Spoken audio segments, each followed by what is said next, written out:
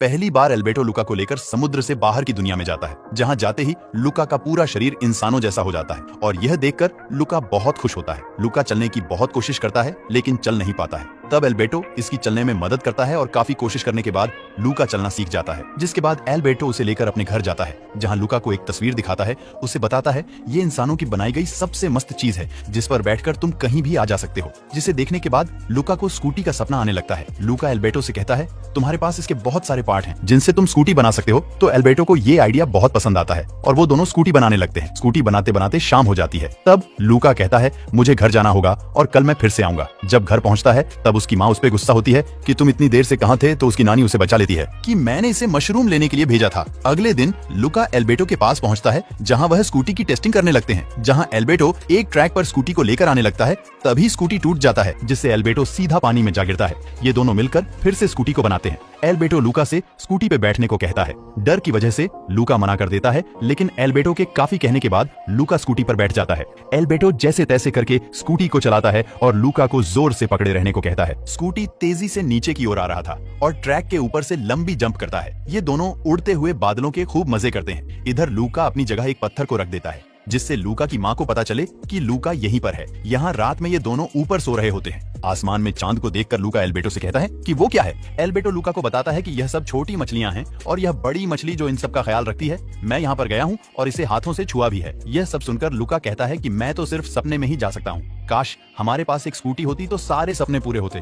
तभी एल्बर्टो और लुका स्कूटी का सपना देखने लगते हैं, जहाँ यह दोनों सपनों की दुनिया में चले जाते हैं। सपनों की दुनिया बस एक झूठ है। अब यह दोनों समुद्री राक्षस छुपते हुए पानी से निकलकर इंसानों के शहर में घुस जाते हैं। वो इंसानों के शहर को देखकर बहुत हैरान होते हैं, लेकिन उन्हें नहीं पता होता है कि इस शहर के लोग समुद्री राक्षस का शिकार करते हैं। शिकारी को देखकर लुका बहुत ज्यादा डर जाता है और वापस समुद्र में जाने लगता है। लेकिन तभी वहाँ एक लड़का स्कूटी लेकर आता है। लुका उससे पूछता है तुम्हें स्कूटी कहाँ से मिली। तब वो लड़का बताता है कि हमारे शहर में हर साल एक रेस होता है और जीतने वाले को स्कूटी मिलता है। जिसके बाद वह लुका को परेशान करने लगता है। लेकिन तभी वहाँ जूलिया नाम की एक लड़की आ जाती है और लुका को बचा लेती है, क्योंकि जूलिया को वो लड़का बिल्कुल भी पसंद नहीं था, क्योंकि वह दूसरे बच्चों को परेशान करता था। लुका और एल्बर्टो जूलिया से पूछते हैं कि रेस जीतने के बाद क्या हमें स्कूटी मिल जाएगी। तब जूलिया उन्हें बताते हैं ये कोई मामूली रेस नहीं है। इसमें जीतने के लिए हमें तीन चीजें करनी पड़ती है, जैसे स्विमिंग करना, पास्ता खाना और साइकिल रेस करना। तब लुका और एल्बर्टो कहते हैं क्यों ना हम तीनों मिलकर एक टीम बना ले। तब जूलिया उन्हें कहती है मैं तुम्हें अपने टीम में ले तो लूंगी,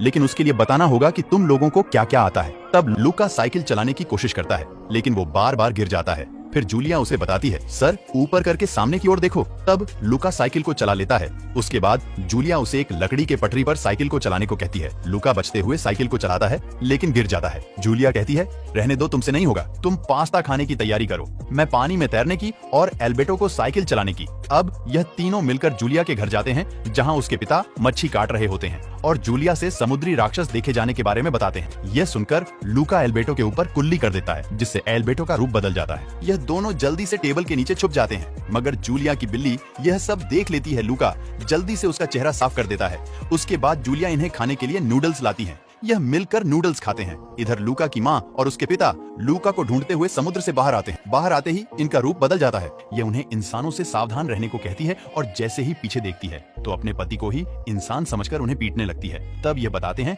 मैं कोई इंसान नहीं, तुम्हारा पति हूँ। यहाँ अगले दिन चैंपियनशिप शुरू हो जाती है। खेल का पहला पड़ाव पानी में तैरना है। लुका एक लोहे का सूट पहनकर आता है, जिससे उसके शरीर पर पानी ना पड़े।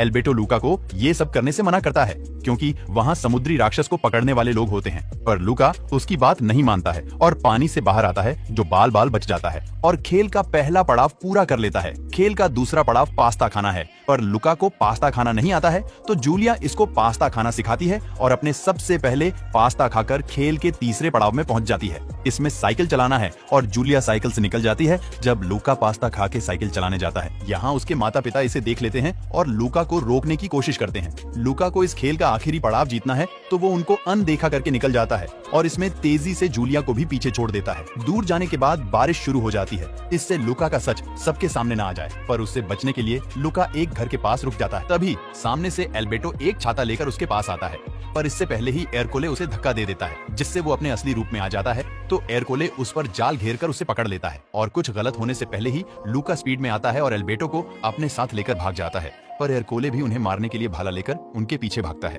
यह दोनों बचते हुए तेजी से आगे की ओर बढ़ते हैं और इस रेस को भी जीत लेते हैं, जिसमें जूलिया और उसके पिता भी इन दोनों का साथ देते हैं और सभी मिलजुल कर इंसानों के शहर में रहने लगते हैं। वीडियो अच्छी लगी हो तो एक लाइक करके चैनल को सब्सक्राइब कर दें। फिर मिलते हैं नेक्स्ट वीडियो में।